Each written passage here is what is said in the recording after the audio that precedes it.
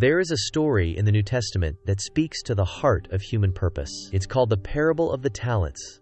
And though it may seem simple, it holds a deep and transformative truth. Jesus tells of a master who entrusts his servants with talents, not in the modern sense of abilities, but in the ancient sense of currency, a weight of silver or gold. But beneath the silver lies something far more personal, a reflection of the soul, a mirror of your unique calling. To one servant, he gives 5 talents, to another, 2, and to a third, 1. Each is given according to his ability. The master then departs on a journey. What happens next is not just a lesson in stewardship, it's a mirror for our souls. The first 2 servants invest what they've received. They risk, labor, and multiply what was placed in their hands. When the master returns, he praises them. "Well done, good and faithful servant," he says. "You have been faithful over a few things. I will make you ruler over many." But the third servant, driven by fear, hides his talent. He buries it, refusing to engage with the responsibility he was given. To him, the master offers no praise, only sorrowful disappointment. "You wicked and lazy servant," he says, "for doing nothing at all." This parable is not about money. It's about life. It's about the gifts each of us carries. Our abilities, our voice, our creativity, our compassion, our strength, our insight, our fire. We are not all given the same. Some carry 5 talents, others 2, others 1. The measure is not what counts. What matters is how we choose to respond to what we've been given.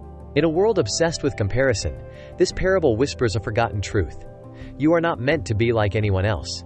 You are not called to envy someone else's talents, nor to belittle your own. Your gifts are tailored to your soul's journey. They are sacred assignments, chosen for you. And yet, how often do we bury them? We bury them in fear. What if I fail? We bury them in shame. I'm not good enough. We bury them in doubt. No one will care. We bury them under the weight of comparison, convinced that someone else's brilliance means the absence of our own. But the truth is this: what you carry matters. No matter how small or unseen it may feel, your talent has purpose. It has weight. It has light. Think of a single thread in a vast tapestry. Alone, it seems insignificant. But remove it, and the design is incomplete. You are that thread. Your life is woven into something greater, and your part cannot be replaced. We each have a responsibility, not to be the most gifted, but to be faithful with what we have, to risk using our voice, even when it trembles, to offer our creativity, even when it feels imperfect, to love deeply, even when it's not returned. God did not make copies. He made originals. And your original design holds talents that the world needs. Sometimes, talents don't look like gifts. They come disguised as burdens. The ability to endure, to comfort, to rebuild after loss. Sometimes, they are hidden beneath the rubble of pain or the silence of years. But even then, they wait. They wait for your courage. They wait for your yeses. And what happens when you begin to use them? Something shifts. The soul begins to awaken. Life begins to take shape not around what you lack, but around what you carry. Joy rises not from applause, but from alignment. And peace flows, not from perfection, but from participation in something divine. The world needs your talent, not for you to be famous, but for you to be faithful. Faithful in the small moments, in the quiet acts, in the unseen sacrifices. Jesus did not say to the servant with 2 talents, "Why didn't you have 5?" He simply looked at his faithfulness and called it good. That is grace. That is freedom. It means you don't have to outshine anyone.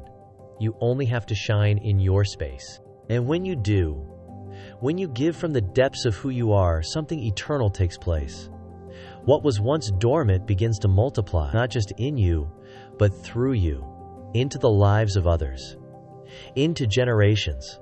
Because talents are never just for us. They are given to be given away. They are entrusted to us, not to hoard, but to pour. So ask yourself, what has been placed in my hands? What am I hiding? What would happen if I stopped waiting for perfect and simply began? The greatest tragedy is not a life with few talents. It is a life where talents go unused. The world is longing not for perfection, but for authenticity, for people who are brave enough to bring their true selves to the table, who stop apologizing for what they are not and start stewarding what they are. You have been given something precious, not randomly, not by accident, but by design. So dig it up, dust it off, invest it. Speak if you've been silenced. Paint if you've hidden your colors. Teach if you've learned the hard way. Comfort if you've known sorrow. Lead if you've wandered and found the way back. Whatever you do, don't bury it. Because one day, the Master will return, and he won't ask why you weren't like someone else.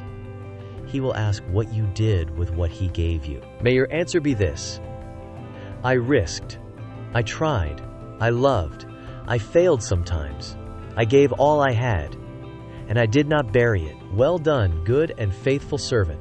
Your talent is your testimony. Let it speak. Thank you for spending time here. Your presence and support mean the world. Wishing you light, healing, and a journey filled with growth.